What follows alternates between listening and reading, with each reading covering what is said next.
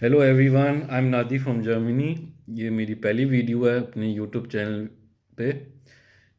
तो मैं आज आपसे एक ऐसे टॉपिक पे अपनी थॉट्स शेयर करना चाह रहा था जो कह सकते हैं हम सबके लाइफ का एक हिस्सा हो गया 2 सालों से। तो वो टॉपिक कोरोना है। तो मैं उसमें अपना व्यू शेयर करना चाह रहा था, एक पर्सपेक्टिव शेयर करना चाह रहा था। आप इस पर एग्री कर सकते हैं या डिसएग्री कर सकते हैं, और अगर आप अपना व्यू शेयर करना चाहें सेक्शन बॉक्स में तो खुशी होगी। तो जैसे आप सब जानते हैं, तकरीबन 2 साल अब हो गई हैं हम सब की लाइफ में। ये one of the main topic है, इसलिए it's part of the new routine of our life, corona.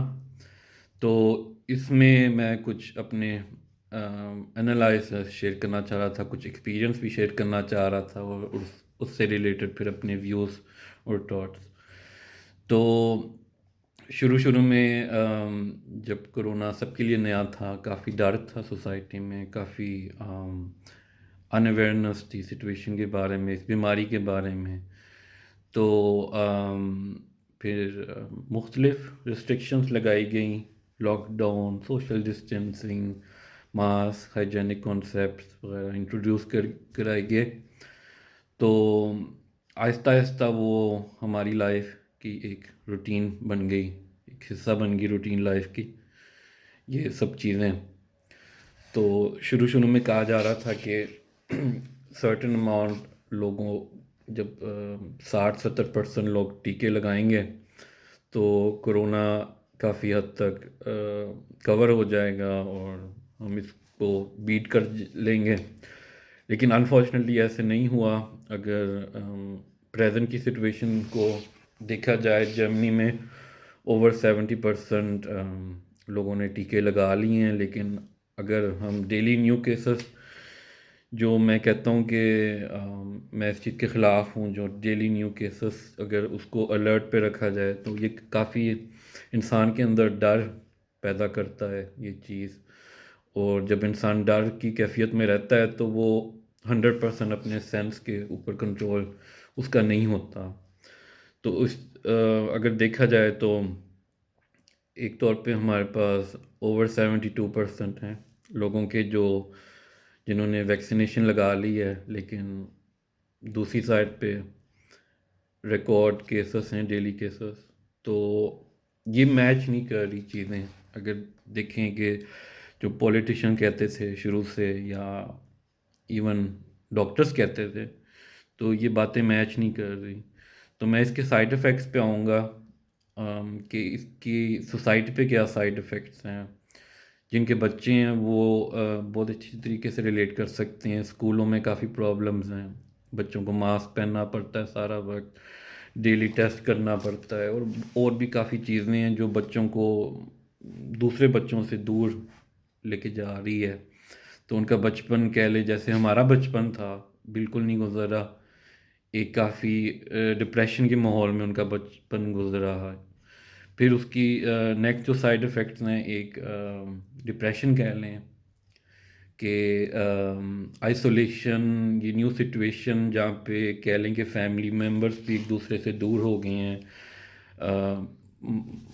माँ बाप बच्चों से दूर हो गए हैं, बहन भाई दूर हो गए हैं, कज़न्स दूर हो गए हैं, फ्रेंड्स दूर हो गए हैं, एक दूसरे से डरना शुरू हो गए हैं। वो ये वाली सिचुएशन क्रिएट हो गई है पूरी दुनिया में। तो अब सवाल ये है कि हमें नेक्स्ट जो साल हैं, इसलिए मैं समझता हूँ कि हर एक के पास एक ही ज़िंदगी होती है, तो उसमें वो उसको एंजॉय करना भी चाहता है। और अब सवाल ये है कि हमने इसके साथ अब कैसे रहना है। क्या हम नेक्स्ट ईयर्स भी ऐसे गुजारेंगे जहाँ पे कोई ना कोई न्यू कोरोना वायरस की शक्ल में आ जाएगा, जैसे अब आया है ओमिक्रॉन, उससे पहले डेल्टा था, कोई ना कोई आता रहेगा। उससे पहले कह लें, अगर फ्लू का देखें, इन्फ्लुएंजा था, तो ये भी अब कोई ना कोई नया वायरस आता रहेगा। तो अब सवाल ये है कि क्या डीलिंग होनी चाहिए इस सिचुएशन से। क्या अभी तक آگے وہی سچویشن چلتی رہے گی جہاں پہ انسان دوسرے انسان سے ڈرتے رہیں گے. اگر ہم جرمنی کی ریسٹرکشن کی بات کر رہے ہیں جہاں پہ آپ کو اگر آپ نے روٹین لائف گزارنی ہے، ڈیلی کی روٹین لائف گزارنی ہے، تو ہر جگہ چیکنگ ہوتی ہے. ویکسینیشن کے بغیر آپ آلموسٹ اپنی روٹین لائف سے بالکل کٹ آف سمجھے آپ ہو گئے ہیں. تو اس میں آپ کا کیا ویو ہے؟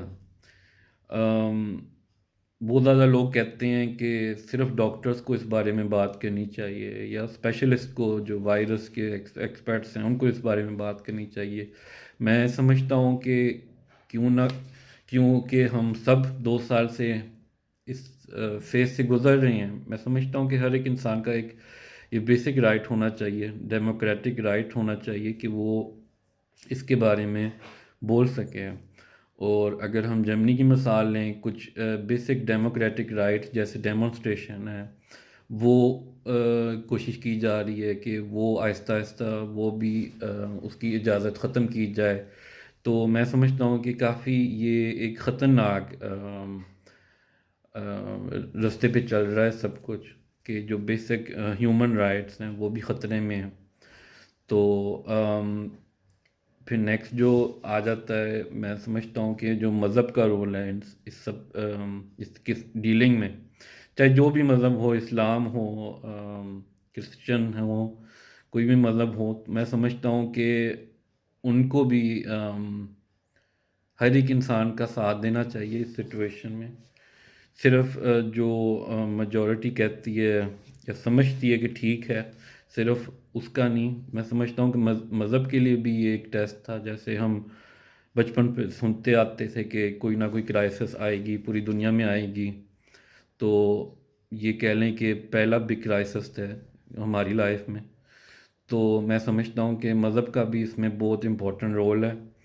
تو کافی سائلنس ہے ہر مذہب سے اس کے بارے میں، کہ جہاں پہ جس طرف دنیا چل رہی ہے اب کافی لاس ہو رہا ہے. میں سمجھتا ہوں کہ ایک وہ فزیکلی لاس ہے جو ڈیتھس کی صورتحال میں یا کرونا کی جو ہیں سائڈ ایفیکٹس وغیرہ سب کچھ لانگ ٹرم سائڈ ایفیکٹ. لیکن دوسری طور پہ کہہ لیں کہ ذہنی سائڈ ایفیکٹس ہوتے ہیں، ڈپریشن ہے، دوسری چیزیں ہیں، پھر فائنینشلی ہے. کافی لوگوں کی نوکریاں گئی ہیں. میں بھی اس چیز سے گزرا ہوں، 2 دفعہ گزرا ہوں پچھلے 2 سال کے اندر. تو اس کے بارے میں بھی بات ہونی چاہیے، اور میں سمجھتا ہوں کہ کافی کم بات ہوتی ہے اس بارے میں بھی. اور میں سمجھتا ہوں کہ ہر ایک انسان، چاہے اس نے ٹیکہ لگایا ہے یا نہیں لگایا، میں سمجھتا ہوں کہ ہر ایک انسان کی سیم ویلیو ہونی چاہیے. تو اس میں ڈفرینشیٹ نہیں ہونا چاہیے کہ اس انسان نے نہیں لگایا یا انسان نے 2 لگائے یا 3 ہی لگائے تو اس کی اب ویلیو کم ہوگی اور اس کو ہم بیسک ہیومن رائٹس نہیں پرووائڈ کریں گے. تو میں سمجھتا ہوں کہ یہ کافی امپورٹنٹ ہے ہماری لائف کے لیے، ہماری سوسائٹی کے لیے اور ہمارے امن کے لیے. کیونکہ پیس کریٹ کرنے میں کافی سال لگ جاتے ہیں، لیکن اس کو ڈسٹروائے کرنے میں کچھ منتھس ہی لگ جاتے ہیں، اور سب کچھ کہہ لیں سوسائٹی ڈیوائیڈڈ ہو جاتی ہے اپنی سوچ میں. تو یہ میرا پہلا ٹاپک تھا جو میں آپ سے شیئر کرنا چاہ رہا تھا. تو آپ ضرور اپنا ویو بھی کومنٹ سیکشن میں لکھیں، خوشی ہوگی. سی یو نیکسٹ ٹائم.